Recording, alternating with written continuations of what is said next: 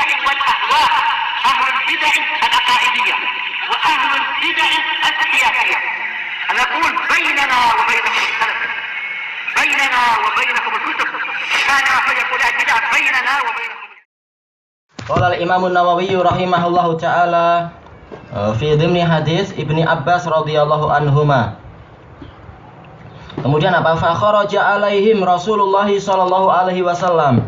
Maka Rasulullah sallallahu alaihi wasallam keluar menemui mereka. Baik. Faqal di sini menunjukkan apa? Bahwasanya Rasulullah SAW itu berkumpul-kumpul dengan para sahabatnya untuk berdakwah, untuk membimbing, untuk menasehati, untuk menggembirakan, untuk menghibur dan lain-lain. Dan inilah yang disebutkan oleh Imam An-Nawawi rahimahullah ta'ala dalam syarah Sahih Muslim ketika membicarakan masalah uzlah. Para ulama berselisih pendapat mana yang lebih utama, kita itu uzlah yaitu menyendiri dari manusia, ataukah kita itu mukhtalit yaitu berkumpul bercampur dengan manusia. Kata beliau, jalan para nabi dan keumuman sahabat itu lebih utama daripada jalan para ahli ibadah yang menyendiri. Kenapa? Karena para nabi ditetapkan oleh Allah Ta'ala untuk apa? Untuk berkumpul dengan manusia agar apa? Agar mendakwai mereka, makan di pasar, jalan-jalan di pasar, dakwah di pasar, dan juga apa? Ke tempat-tempat yang di situ banyak orang untuk mendakwai mereka sesuai dengan yang disyariatkan. Bukan seperti yang dilakukan oleh kelompok-kelompok yang tidak paham itu.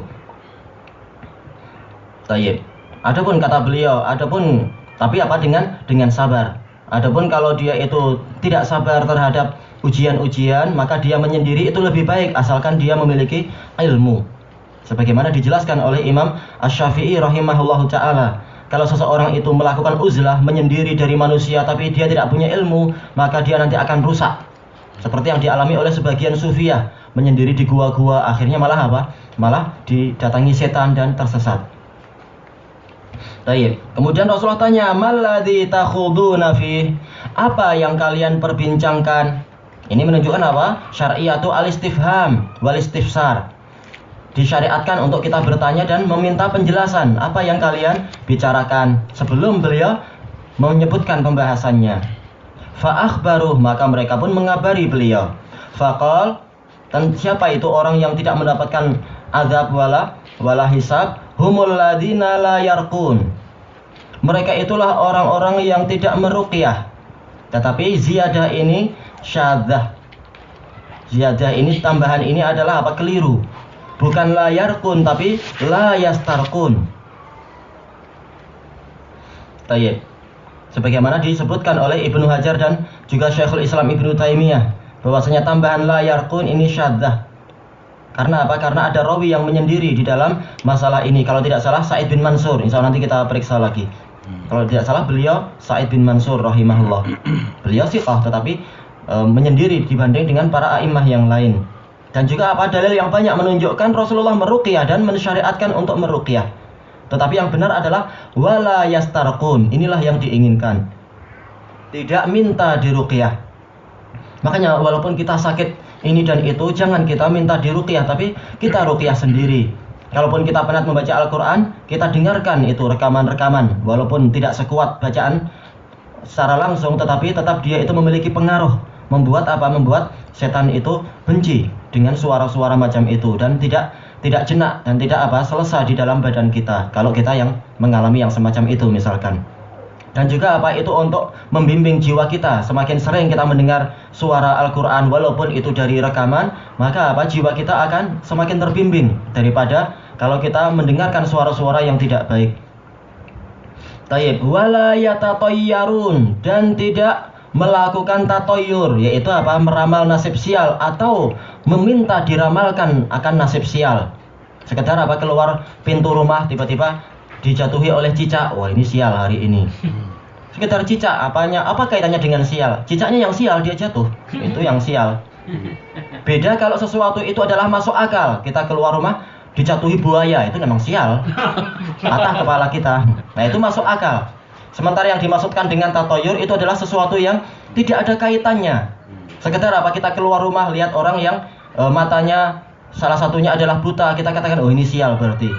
Itu tidak benar dan dibantah panjang lebar oleh Imam Ibnul Qayyim rahimahullah di dalam kitab beliau Miftah Daris Sa'adah, pembahasan yang bagus sekali dan pantas untuk dijadikan sebagai satu risalah khusus untuk memperbaiki akidah umat Islam tentang masalah tatoyur itu, ramalan nasib sial. Dan ini banyak dalam buku-buku mujarrobat, buku primbon dan lain-lain itu. Juga dalam ramalan bintang-bintang ini tolol sekali. Mereka mengatakan bahwasanya untuk pekan ini orang yang bintangnya adalah Pisces maka dia akan rugi besar. Padahal berapa banyak orang di dunia yang dia rasi bintangnya menurut perhitungan gitu-gitu dia adalah Pisces. Memang mungkin ada orang yang jatuh sakit tapi dokter untung. Ada orang yang banyak pancit tetapi orang Bansyar untung. Ada orang yang rumahnya rusak, rugi dia. Tetapi tukang bangun rumah untung.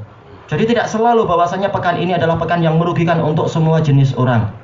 Sebagaimana ucapan orang Arab, musibatul qaum ribhul akharin. Musibah suatu kaum itu adalah keberuntungan bagi kaum yang lain. Itu jelas. Kita lapar, kita susah. Tapi yang untung siapa? Orang-orang yang di kedai, untung dia. Jualan. Tayyib. Ini semua adalah untuk membantah keyakinan adanya perkara-perkara sial yang tidak ada kaitannya dengan secara akal dan secara syariat. Wa ala rabbihim yatawakkalun. Ini beliau sayangnya mengambil lafaz yang yang ada syadzah dan kurang. Harusnya yarkunnya dihapus diganti dengan lafaz yang lain yang sahih yaitu wala yaktawun, dan tidak melakukan kai, pengobatan dengan besi panas itu. Kemudian wa ala rabbihim yatawakkalun, dan mereka bertawakal kepada Rabb mereka.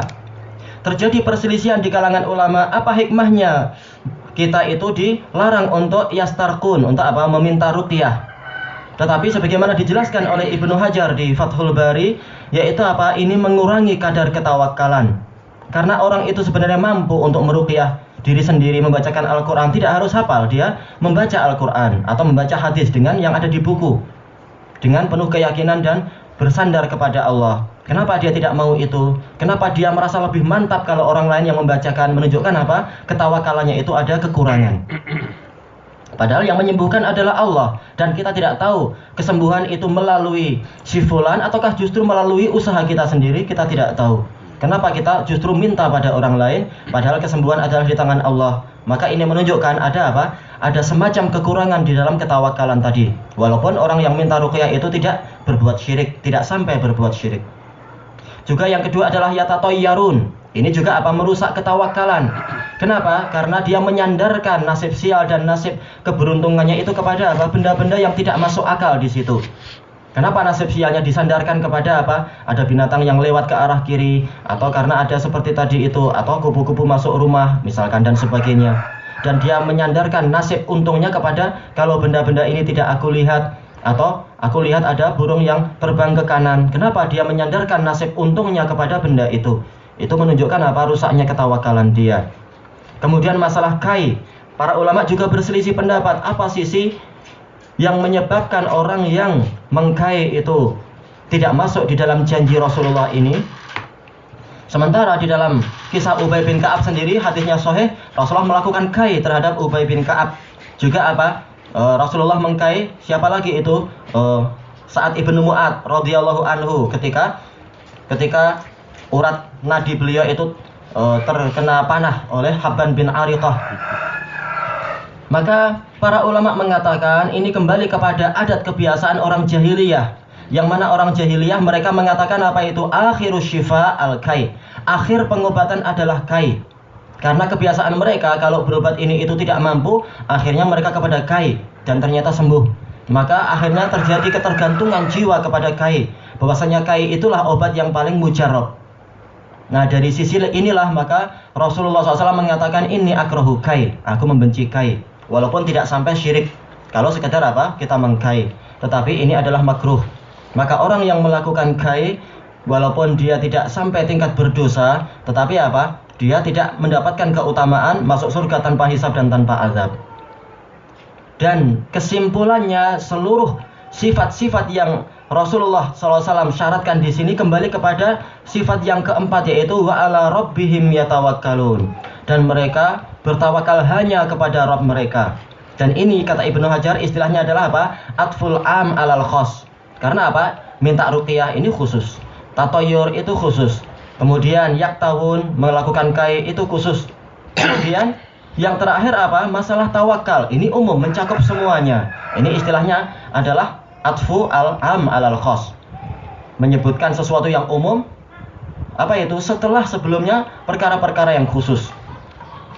Tayyib, begitu mendengar ini, faqama Ukasyatu binu Mihsan. Ada yang membaca Muhsin, tapi yang benar adalah Mihsan, sebagaimana disebutkan oleh Ibnu Hajar Al-Asadi radhiyallahu anhu. Maka dia bangkit, faqal ud'ullaha an yaj'alani minhum. Ya Rasulullah, berdoalah kepada Allah agar dia menjadikan saya termasuk dari mereka. Ini menunjukkan bahwasanya keutamaan itu didapatkan dengan doa.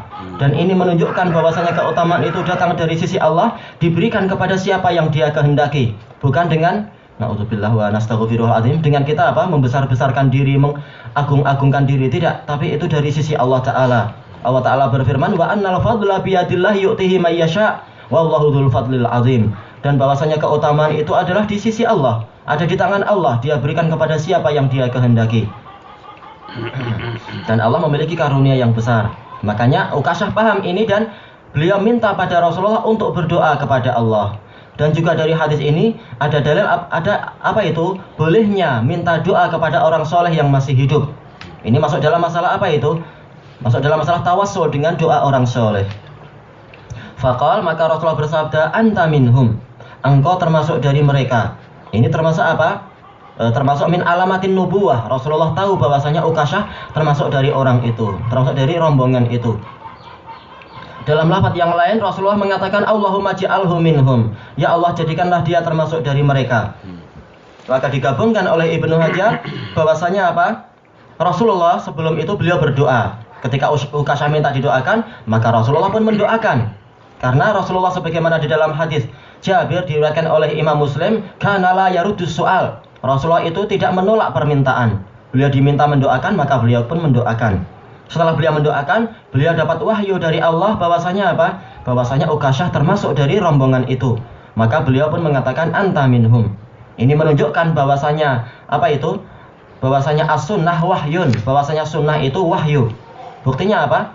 Ini adalah bagian dari sunnah, anta minhum. Dan Rasulullah mendapatkan itu wahyu dari Allah Ta'ala. Dan ini menunjukkan apa? Sebagaimana disebutkan oleh sebagian pensyarah, al-fadlu yunalu bi as-sa'i wal ijtihad. Bahwasanya keutamaan itu dicapai dengan apa? Upaya dan sungguh-sungguh. Bukan dengan sekedar berhayal. Enggak mau beramal soleh kemudian berhayal dia mendapatkan surga Firdaus. Enggak begitu. Tapi berupaya. Dari mana kita tahu? Yang pertama adalah Ukasyah berdiri sampai tingkat berdiri.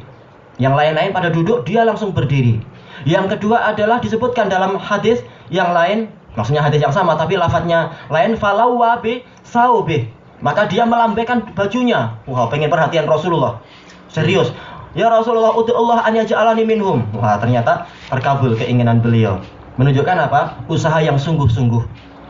Dan ini menunjukkan keutamaan Ukasyah bahwasanya beliau termasuk orang yang sempurna tawakalnya, sehingga dia mendapatkan kategori tersebut. Faqama rajulun akhar, ada orang lain yang berdiri. Faqal ud'ullaha an yaj'alani minhum. Berdoalah kepada Allah agar menjadikan saya termasuk dari mereka. Faqal sabaqaka biha Ukasyah. Engkau telah didahului oleh Ukasyah. Ini menunjukkan pengkhususan dari hadis apa? Hadis Jabir tadi. Rasulullah tidak menolak permintaan. Tetapi kenapa sekarang Rasulullah tidak menjawab? Kenapa? Karena ada kemaslahatan yang lain. Apa kemaslahatannya? Para ulama berselisih pendapat. Ada yang mengatakan karena orang ini adalah munafik, sehingga tidak didoakan. Tetapi dibantah oleh Ibnu Hajar. Karena apa? Tidak ada dalil yang mengatakan orang ini munafik. Tetapi yang rajih, beliau merajihkan pendapat pensyarah-pensyarah yang terdahulu, yaitu apa? Ini untuk menutup pintu. Jangan sampai orang yang tidak pantas pun nanti ikut-ikutan berdoa, minta. Karena apa? Nanti kalau orang kedua dikabulkan, orang ketiga akan minta. Dan sampai kapan ini? Sehingga apa? Rasulullah SAW menutup pintu itu. Pintu apa itu? Minta didoakan untuk ini. Tetapi beliau membuka pintu amal. Orang berusaha, mereka sudah tahu syaratnya apa? Sudah berupaya semampu-mampunya untuk mendapatkan syarat-syarat tersebut. Karena apa? Hatta hadis ini pun terbuka untuk orang di zaman kita sampai hari kiamat. Walaupun kita tidak mendapatkan doa dari Rasulullah tersebut yang didapatkan oleh Ukasyah, tetapi Rasulullah menyebutkan syarat-syaratnya. Tinggal kita usahakan untuk apa? Untuk memenuhi syarat-syarat tersebut. Jadi Rasulullah menutup pintu tadi itu, pintu permintaan, tetapi beliau membuka pintu amal dan upaya. Tayyib. Tetapi apa? Dari hadis ini pula kita mendapatkan faedah disebutkan oleh para pensyarah isti'malul ma'arid, yaitu disyariatkan kita menggunakan kiasan untuk menolak. Rasulullah tidak mengatakan kamu tidak pantas, tetapi apa? Dengan ucapan yang halus, kamu didahului oleh Ukasyah, maka dia pun tidak sakit hati. Tayyib, ilahuna wallahu ta'ala a'lam.